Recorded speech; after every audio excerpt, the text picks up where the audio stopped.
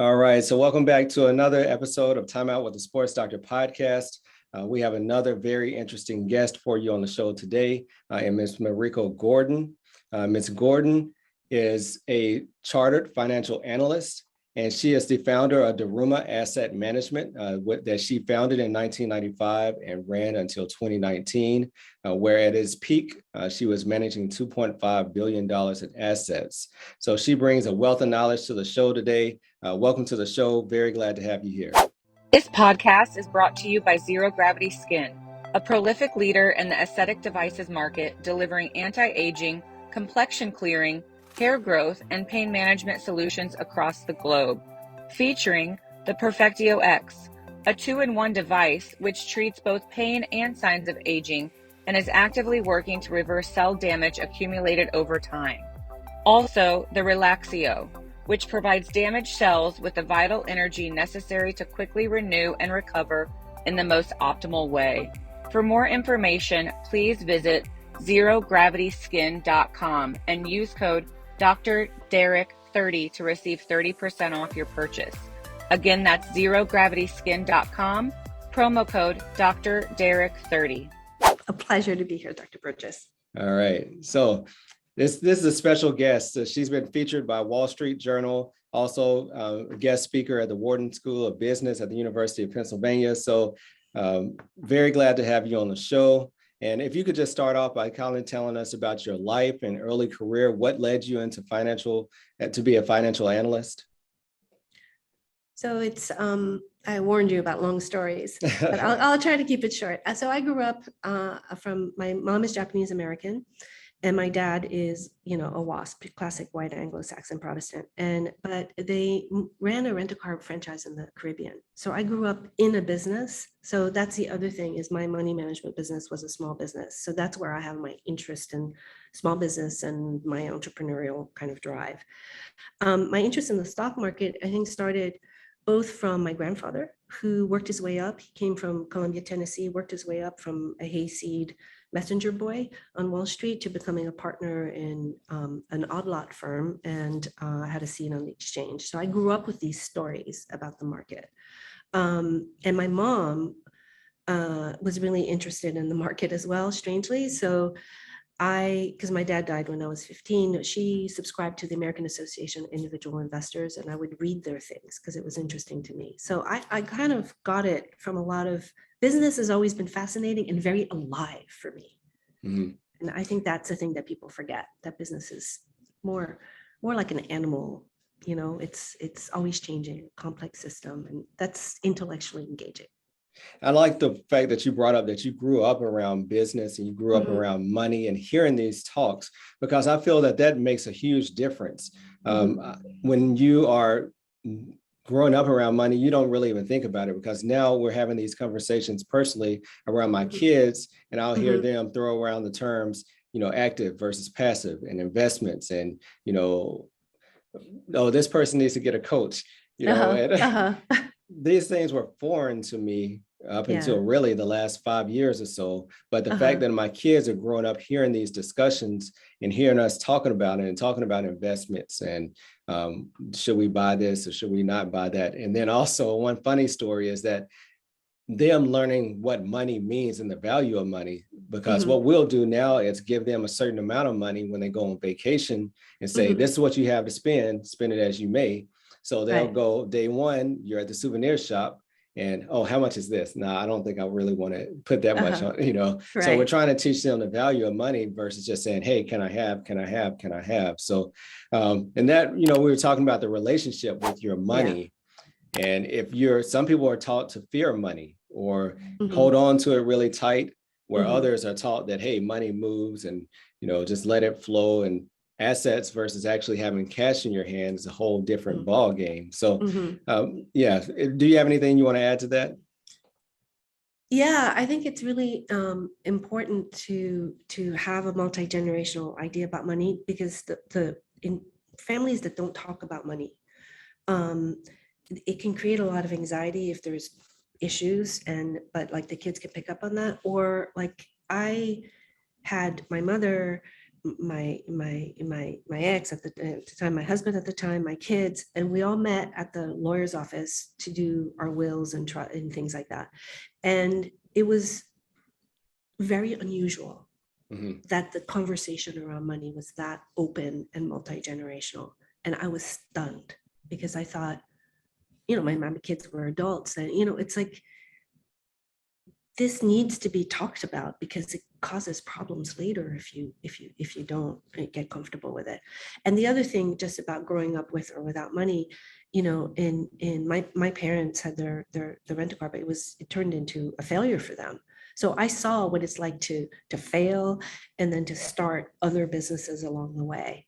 And I think that took away some of the fear. It's just sort of like, okay, it doesn't work, you try something else. And that was a very important moment for me. All right. Talk to us about Daruma Asset Management and how you started that and what it was. Okay. So it was an institutional money management firm, which meant that my clients were big public pension funds, and like Arkansas Teachers or LA Fire and Police, foundations, endowments. So these were, and what I did is I picked a concentrated portfolio of US small cap stocks. So these were smaller companies. And it was a portfolio of no more than 35 stocks with an average holding period of, I think it was around 36 months. And so these were long buy and hold, really, having these are real stock picks. This is very old school kind of bottom up investing. And I started it. I had been part of another money management startup for 5 years where we went from 4 million to $1 billion. Didn't like the way it was being, I kind of had to do my own thing, and literally started with 0 assets under management, but I had our first client that I got, which was not somebody I managed money for, stayed with us the whole 28 years or 25 years or so, from start to finish. So she put us in business, which is great. And then our other institutional clients were people for whom I'd managed money with my other, my other firm. So there's a lot of trust that's needed in managing money. And like you mentioned, this was not day trading at all. You chose specific stocks where you said small cap. Can you kind of describe or explain what that means? So when I first started in the business, I worked for Chuck Royce, who's a small cap value maven guru, and small cap back then was anything with under 500 million in market cap. And then I'd say by the time I retired from running money, I'd say small cap was like under 3 billion in market cap. So this is sort of the smaller end of the spectrum. Just if you lay out the market capitalization range, this would be the smallest piece. So the Russell 2000 would be the benchmark for small cap stocks, and the S&P 500 would be sort of the biggest 500 stocks. So these can range from very small market caps to, 5 or 10, it can be like 5 or 10 billion in market cap, more like 5 billion, but those are smaller companies, but they're still plenty big as companies go. Yeah. So you do a lot of one-on-one coaching for people who have money and trying to figure out how to invest it or how to use it or how to move it along to, preserve it so they don't waste that money. What's one of the common things that you encounter when you first start dealing with a client? So I think it can,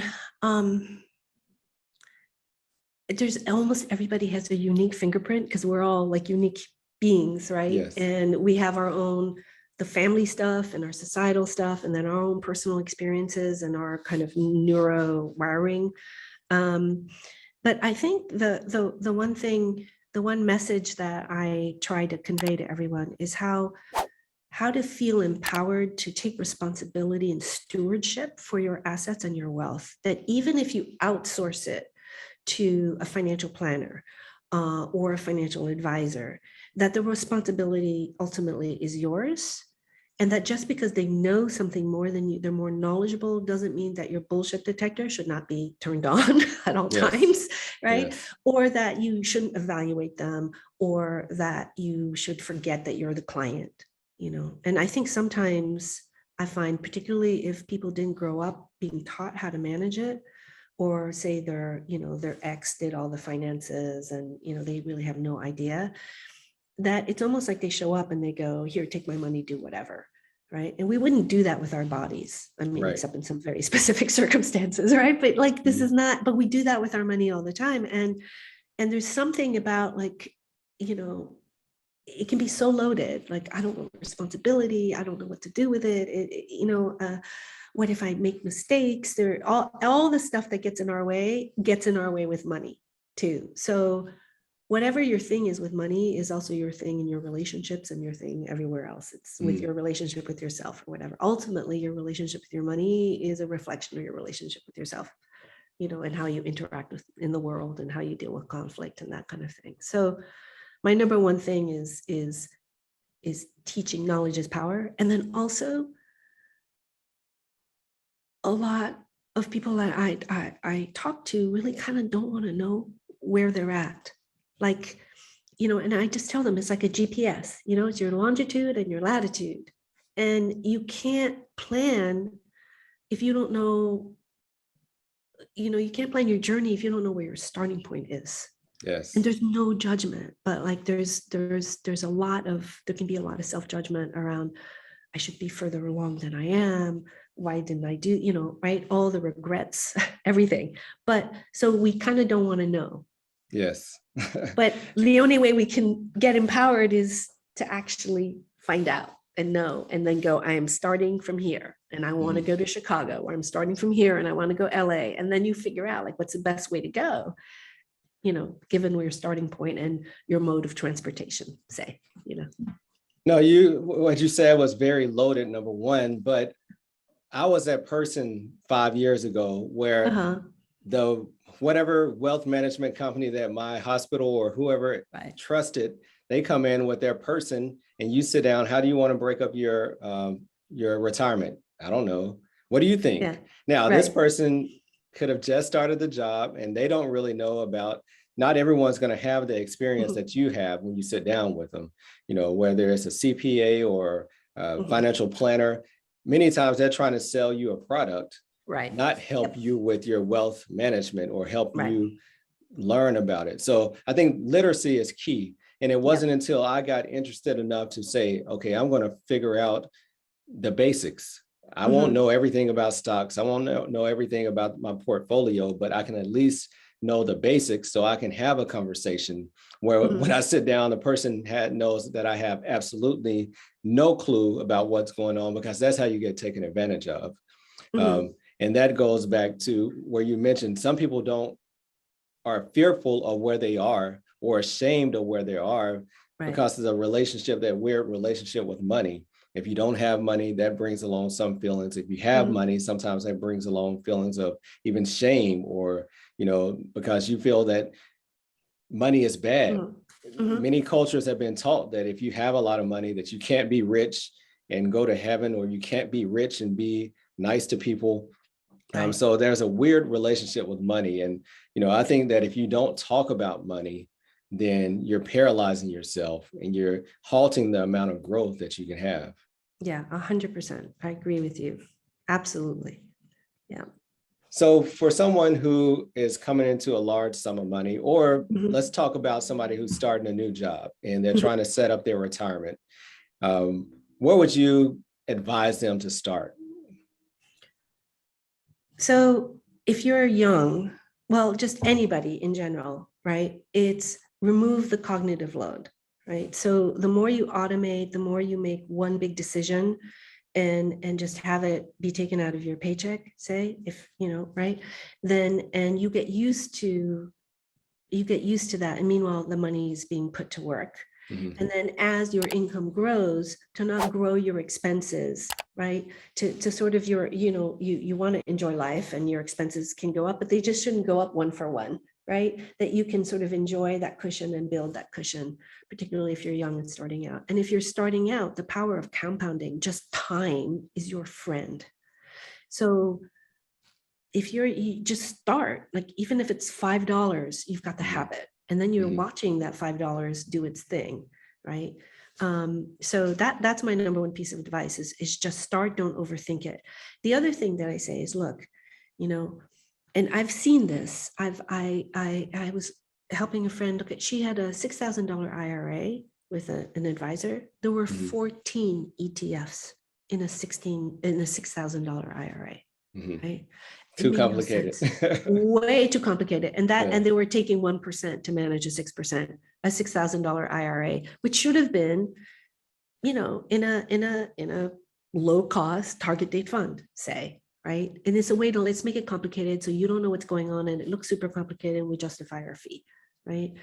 And so that's the other thing, is don't make it, just do a target date fund, but just get started. That's the important thing. And then as you get interested and as you get educated, then, you might build your own asset allocation and do things differently, but just get started and don't make it complicated. And truthfully, the earlier you start, I mean, you really want your retirement to be boring. You don't want your retirement to be something that every quarter you're, making these huge changes because where the market is. So let's talk about the longer you stay in the market, how the market corrects itself, and over time, how you're going to usually win out with the market. Yeah. Before we move on to that, Dr. B, I want to just point out that if you're somebody who has your own business or something as well, and you're used to putting money in your IRA into like a SEP IRA or something, and you're used to doing it in one lump sum at the end of the year around the time you do your taxes, because it'll help reduce your taxes, you do this every year, you might be better off along the way during the year putting that money to work. Or putting it to work at the beginning of the year rather than one lump sum at the end of the year. Because again, you've lost a year and then you have the opportunity to dollar cost average. And rather than having to putting money right in one point in time in the market, you're kind of putting it, and sometimes you buy more when the market's low, you buy less when it's up. You just end up dollar cost averaging over time ends up being beneficial. So if that's something that I also see, like people totally know that they have the 5,500 or the 6,000 or whatever to put in their IRA, but they just are not in the habit of doing it. And that's an opportunity missed. So I wanted to put that footnote there. Yeah. Hold on. Well, let's stay there, because you just took us into kind of entrepreneurial business owner versus. So if you're working for an institution, they might have 403B, 401k. Exactly. They'll be taking it out every other week. So that's happening for you automatically. Right. So you're good. You're absolutely good. This is for somebody who needs to make their own contribution. Yep. Right. Yeah, I want to just clarify that. Yeah. Okay. Good point. Sorry about that. Yeah. Now, do you remember what part 2 was? Oh, market gyrations over time. Yes. Yeah. So, this is where, like, if you look at over umpteen years, the S&P 500 has delivered a 7% annualized return every year, right? So it sounds like, oh, it's 70%, 7%, but it's really more like 22%, minus 15, right? So there's going to be lots and lots of ups and downs. And the younger you are, like, the more aggressive you should be, because you're not going to be touching that money for 40 years, right? And so you want it to be in the sort of growthiest, most aggressive kinds of things, because then that should, in theory, you can stomach the big ups and downs, because you're not going to need that money for 40 years. It's your retirement money and all of that stuff. If you're 60 and you're going to retire in 5 years, that's different. You want to be retiring when your account's down 40% or something. Right. All right. So what about kind of the current financial situation that we're in, where the market has been high and now we're in a lull? But kind of speak to people who might have a fear of where we are now compared to where we will move, or the way that the market will cycle eventually. Yeah. So I was kind of known for, I had a consultant client who would come in, and whenever like the world was falling apart, would be like, I always like to visit you because you're always so excited and happy when the world is falling apart. And I was like, yeah, because this is when you see so many opportunities and you can buy such great companies when, like, people are just puking them up. This is great, and then when like markets are ripping, I'm sitting there like chewing my nails going, I don't know, how long is this going, and so he loved it, but I'm kind of wired like a mutant. Like I get that, like, when that's a little different. But here's the thing: nobody flipping knows what the future is going to be like, what it's going to bring, what it's going to be like. Nobody. It's impossible. And the future can have a giant range of outcomes. So part of the thing is that if you just say, I'm going to be in the market, I'm going to be in the market consistently. I'm going to be in the market in a well-diversified way, which means like not just two stocks, but like a bunch of stocks, a mix of stocks, bonds, real estate, whatever, like you look at your whole thing.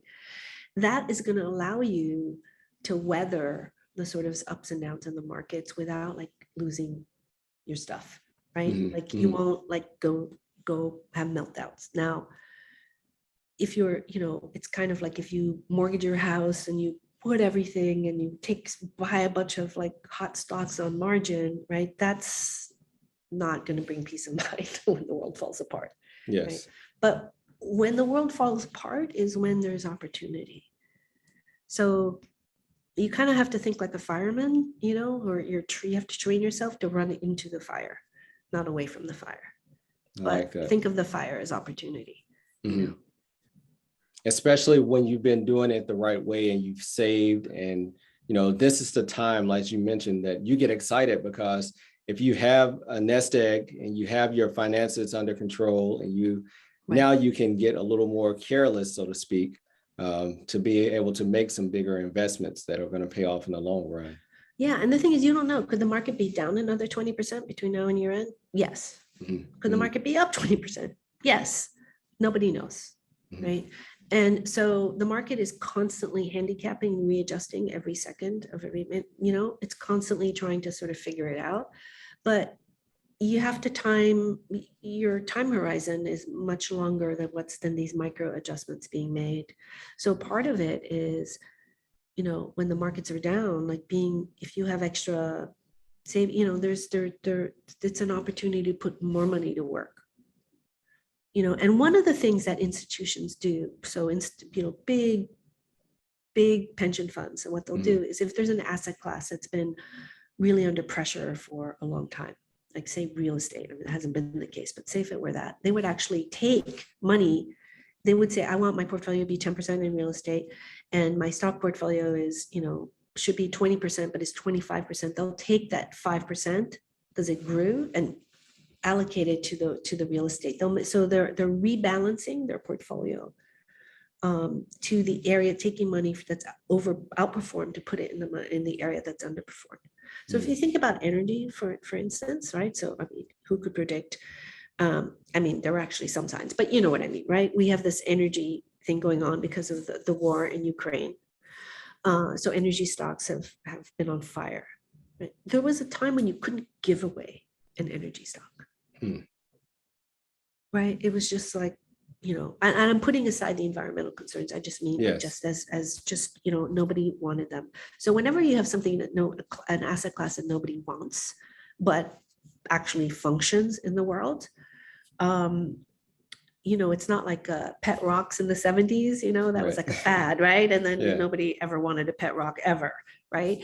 But if it's something that actually does something in the real world, but people hate them, there'll be a time when they might feel differently, so that the energy would be an example of that. So sometimes it's really useful to look at what's done really well the prior year and what's done worst, and just kind of look, and you can see how stuff flip-flops and changes around. So when it's been in the toilet, that means that everybody's sold. Right? The results are bad. Everybody's already sold. No one wants it. That means expectations are really low. That means anytime there's something slightly better, right? Then there's buying demand that gets created. So that's why looking, having kind of a contrarian point of view can be helpful. But you want to be well diversified too. I think that's for the retail investor. You want to be thinking low cost ETFs that are diversified and not trying to time. You can make money day trading if you're a professional day trader and you're really, really good at reading the tape. This is not a hobby. This is something you have to really do. And I think sometimes the quality of life is a lot better if you have a longer term horizon and you're well diversified and you're not trying to make, 2.5 cents every 3 seconds. Yeah. Personally, I'd rather live with more mental space, headspace. Sure. So you mentioned earlier the relationship between our money and somebody who we're trusting to take care of that money. So what are some tips that you would give the audience for how to interview someone who you're going to trust with your money? Or what questions should we be asking before you just sign the line and say, yes, I trust you to invest my money for me? So one thing is just to understand their background, because you have a lot of people who put their hands on other people's money and they have very different backgrounds. So if somebody is an accountant, they might be really good at accounting and really understand tax, but that doesn't make them good investors necessarily. If somebody was an insurance agent, right, and there are some investing, aspects to insurance, but they maybe started out there, they may not, they're going to be biased a certain way just because of our training, right? So a financial planner is going to come at it differently than somebody who is, say, in the wealth management area of a large bank, right? Or somebody who is in a brokerage firm. So part of it is looking at their backgrounds and their training. So that's one place to understand kind of where they're coming from. And I think it's really important to be okay not knowing, and to ask questions from that place of being okay with not knowing, and then seeing how you feel based on the responses you get. So if in your body, because I really believe that, like, we have a very good gut, generally speaking. If you feel like you're befogged, that interaction is not healthy. Because if you're your average, reasonably intelligent human being, right? If the person you're talking to leaves you feeling in a fog, it's not just you, right? So you want to work with somebody who helps you feel clearer about your thinking, not foggier. If you feel like a concussion grenade has gone off, like there's a lot of noise, a lot of smoke, a lot of, right? That's not how so get it's up and run. Right, exactly. It's like, why are they throwing jargon at me? Why are they being condescending, if they're being patronizing, right? If they're at all making you feel shamed or that's because there's a lot of the industry that's about gathering assets and not really about like proper stewardship. And I see a lot of people like that $6,000 IRA should have been a self-directed IRA, should have been in a target fund, low cost.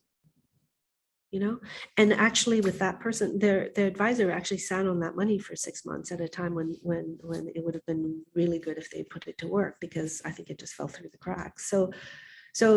So number one is their background. Number two is, how do you feel when you talk to them, and ask the questions. And there is no such thing as a stupid question, for real, right? And if they're not willing to educate you, that means that they don't want clients who are intelligent or who are educated. They don't want to partner with you.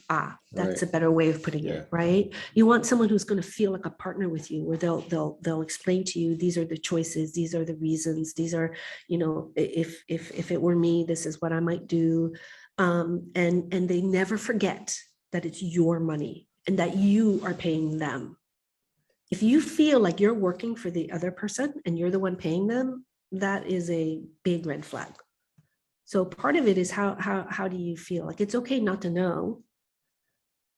It's totally fine. It's how do you feel with what they're doing? And then there are some tips about how to actually look at what they're doing too. But that would be my first thing, is that I think so many people check their instincts at the door because they feel like they don't know enough. So they gaslight themselves. But if you feel crappy about the interaction, find somebody who doesn't make you feel crappy. Now, if there's somebody who just knows you and yeses you to death and whatever, that's not healthy either. And hopefully you have the right kind of ego to be able to tell the difference. But if you don't, I can't help you. And one thing too, my wife and I, we do Money Matters together. And I think that helps because she's the question asker. If something doesn't smell right, she's going to ask questions until she feels good about it. And I think somebody has to take on that role, because if you just sit there and nod your head, you'll be signing off on something that you really have no clue about. Yeah. But make sure you get a good understanding. And I think that's what you Yeah. kept saying over and over, really. Yeah, and I think transparency is really important. You want people who are very biased towards transparency. Like they're very upfront about, okay, these are the fees, these are like, and this is the other thing is you can ask whether are these all the fees? Specifically, what are the specific, right? And so whenever somebody doesn't answer your question directly, that's a big warning sign.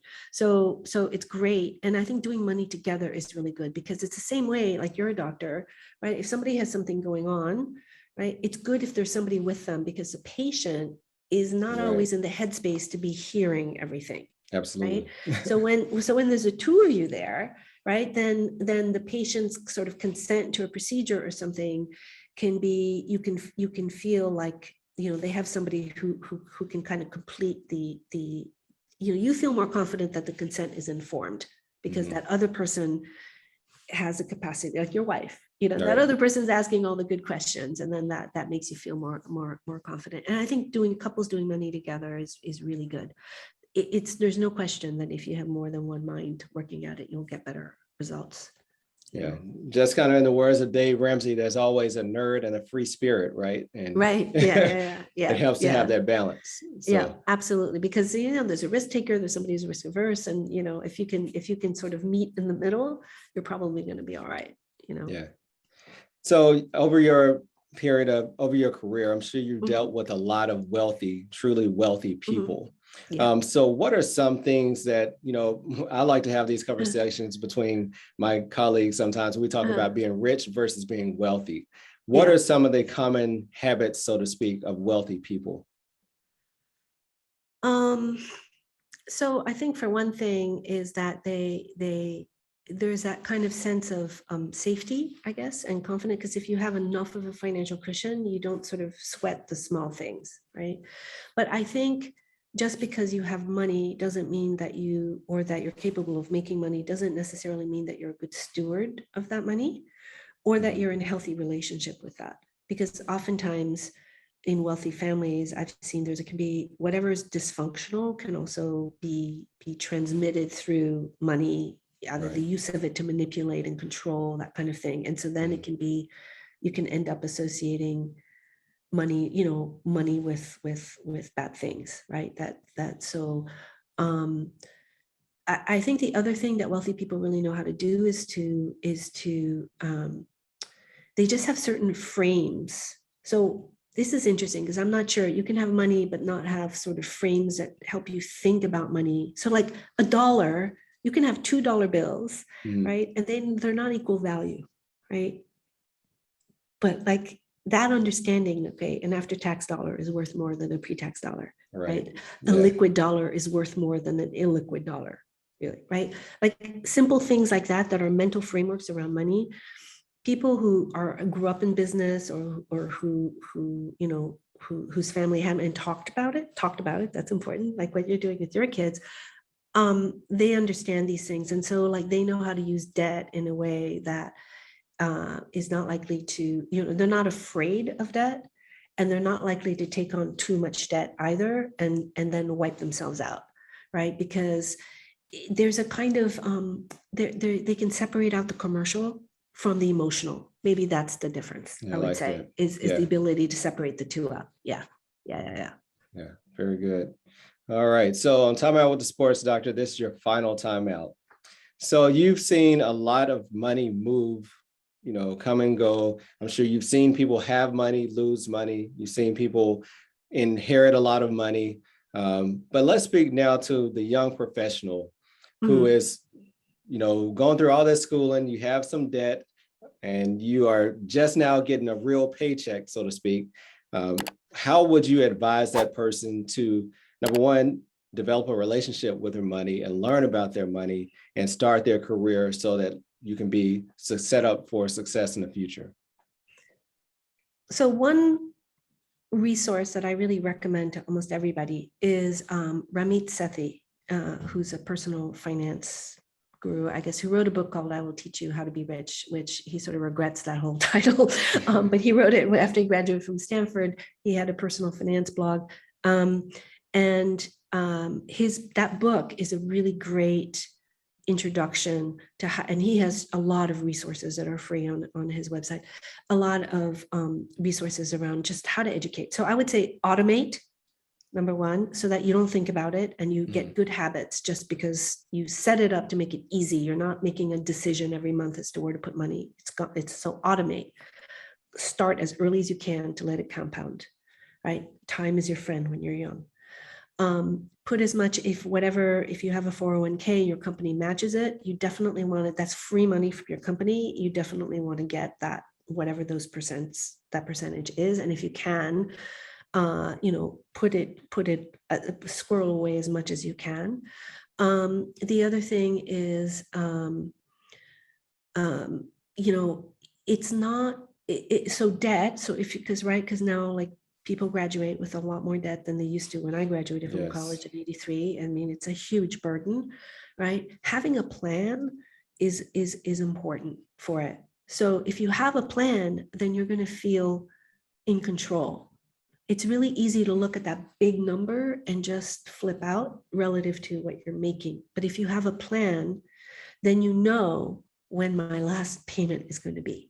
Right. And you should also do it so you're not depriving yourself of joy and enjoying that money because you're finally making bank, right? You're out of school, you're making money. You should enjoy it. Because if you're just, saving everything and you're trying to pay off that debt and you're not enjoying it, like that's no way to live.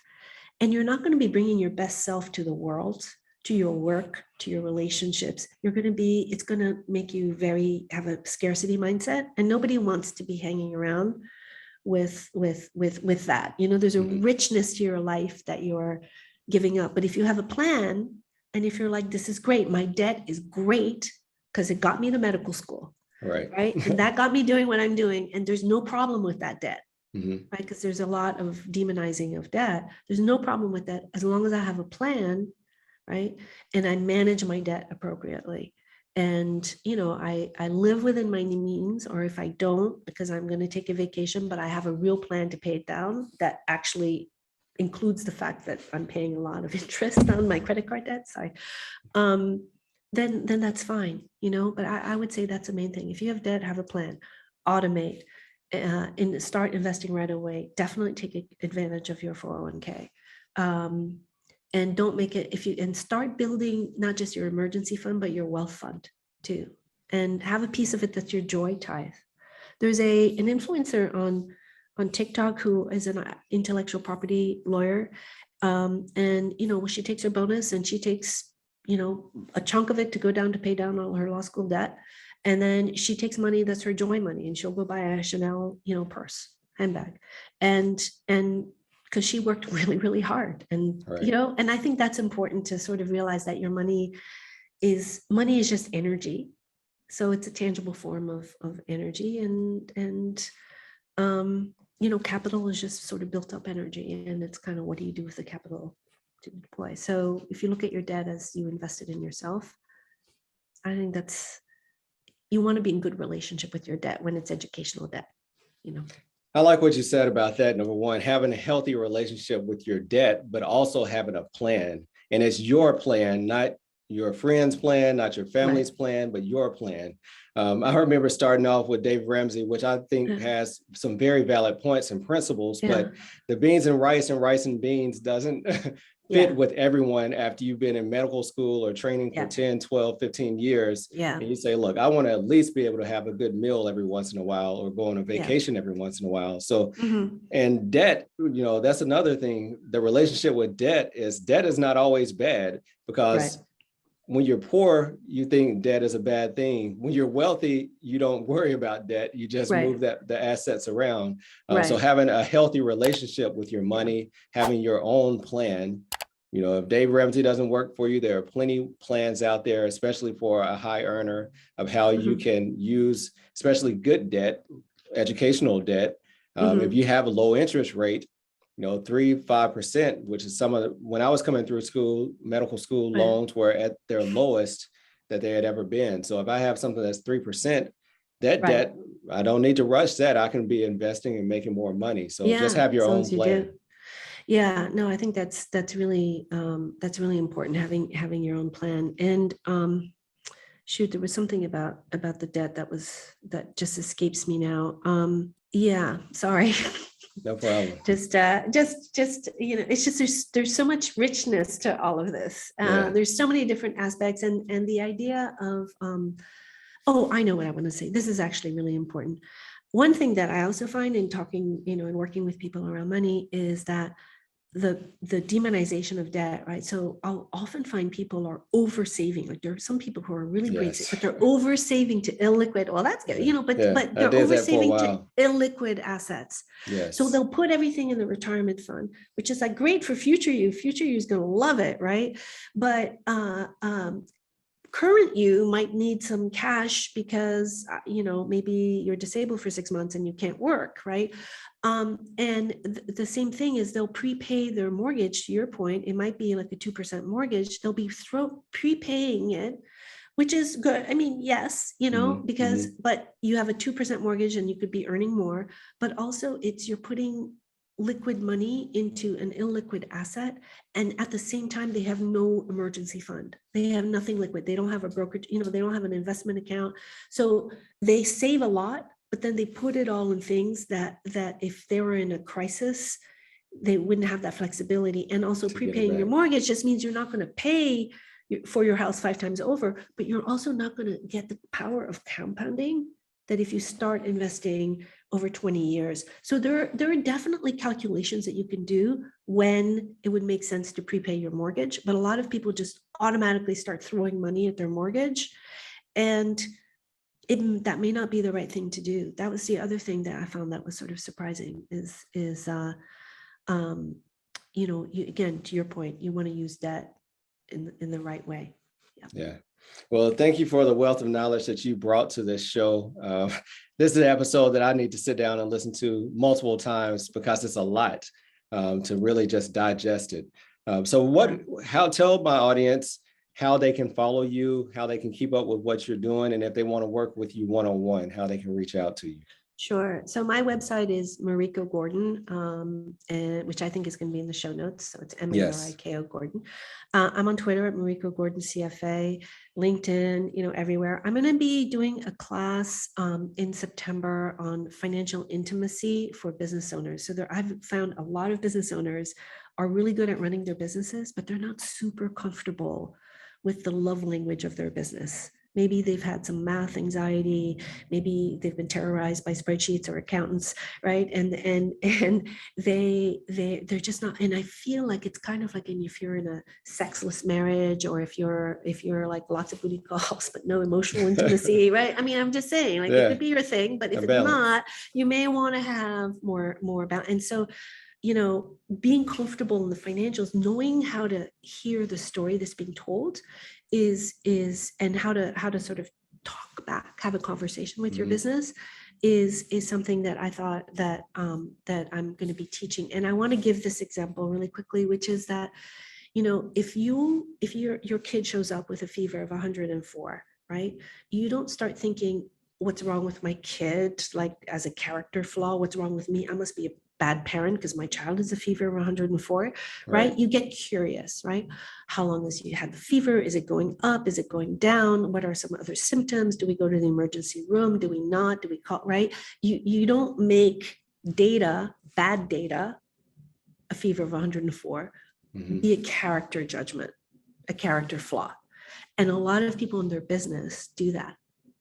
Man, that's great. And so part of that, the financial intimacy, is how to have curiosity about the story your business is telling you and how to hear that story, because financials are just numbers, it's another language. It's the love language of your business. So why wouldn't you not want to speak the love language of your business and be really comfortable with that? So that's what I'm doing in September. But otherwise, I'm on Medium, I'm on Facebook, and